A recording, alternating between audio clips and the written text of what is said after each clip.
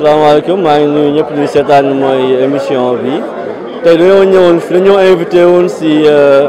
benn événement wu ñaan bu mbooloo ñaan HLM di organiser chaque année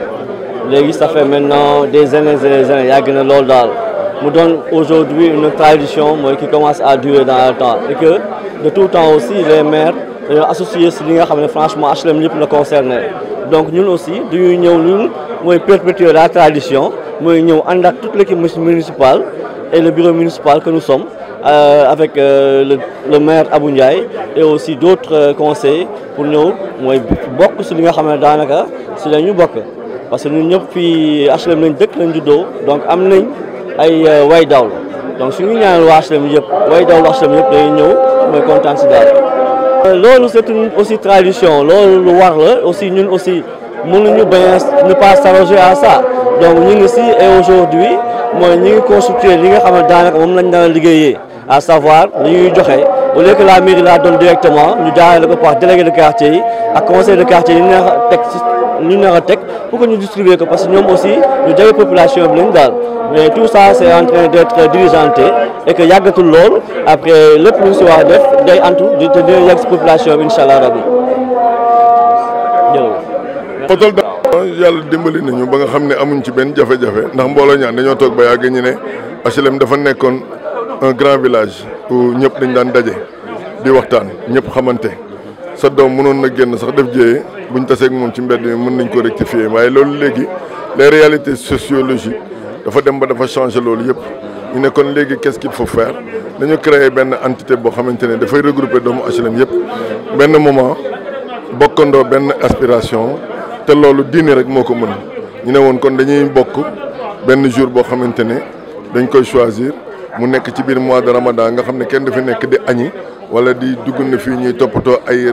yooyu daal nga xam ne dañuy concentré wu ci suñu borom mu nekk ci premier dimanche du mois de Ramadan la ñu ko jàpp de chaque année ci lañ koy def ñu ciy fas yéene ñaanal suñu way dawlu yi tourner autour de l'essentiel nga xamante ne kenn ku ci nekk am nga way dawlu kenn ku ci nekk am nga way dawlu donc kenn du ko defal kenn ku ci nekk yaa koy defal sa morom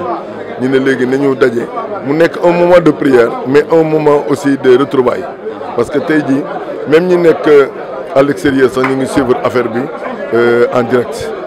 tey suñu mag ñëpp suñu paa yëpp gis nga leen tey jii paa yëpp teew nañ fi maire yi ñëpp a teew même ñi fi dëkkantul woon sax les personnes ressources yi nga xamante ne ça fait 15 ans ou 20 ans ñu jóge HLM tey ñëpp dellusiwaat nañu nekkaat fi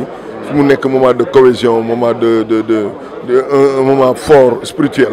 vraiment ñi ngi ci sant suñu borom bu baax a baax. liggéeyal yàlla ci askan wi rek amul app parce que lii ñun mbooloo ñaan defuñu ko pour wut xaalis dañ ko def pour jaamu yàlla donc ñi nga xamante ne yëpp dañuy teew fii tey di andi ay dons ak yooyu ay xéewal ay xaalis di ko teg ci table ji bu ñu paree ñun à l'accoutumée après xam naa boo leen demee ci mosquée yi di ngeen ci xam dara ñun dañuy jël après xaalis bi yëpp bu ñu génnee li ñu ciy dépensé yëpp ci bâche yi ak sono beeg yooyu yëpp bu ñu ko paree dañuy jënd percal ak parfum ak lépp loo xamante ne way dawlu dina ko soxla ñi dox morgue yi nekk HLM yëpp fu ci nekk ñi wàcc fa soit 2 balles percal wala 3 balles selon la grandeur de la mosquée. xam nga noonu lañ koy defee lépp loo xamante ni daal way dawlu dana ko soxla rek dañ ko fay def léegi parce que léeg-léeg nga gis koo xamante ne dina andi way dawlu ba pare du am luñ ko mën a taxawoo